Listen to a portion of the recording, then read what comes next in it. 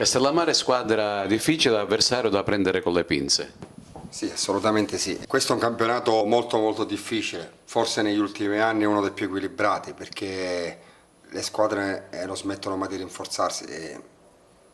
Adesso il Castellammare dalla settimana scorsa ha preso pure il fratello di Pirrone che è un giocatore molto esperto, una squadra molto compatta, il secondo anno di eccellenza, già sì, domenica ha perso ma fuori casa è una squadra molto ostica, molto scorbutica perché si sa chiudere bene, lavora molto sulle ripartenze, è un gruppo che lavora insieme da tantissimi anni, lavora con la massima serenità perché c'è una gestione veramente ottima per la categoria a livello familiare, quindi dobbiamo affrontarla nel migliore dei modi.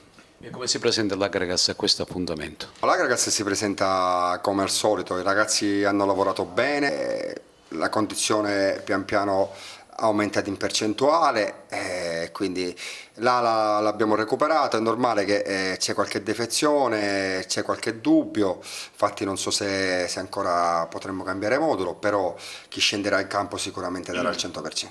Dopo il campionato, mercoledì giorno 2 ottobre, vi attende la Coppa Italia con la San Cataldese. Adesso si avvicina un mese importante, dobbiamo essere bravi io col mio staff a gestirlo anche con i ragazzi perché è normale si andranno a cambiare anche i metodi di lavoro perché dobbiamo appunto subito domenica abbiamo mercoledì un test molto importante, però prima pensiamo a domani e poi penseremo alla San Cataldese.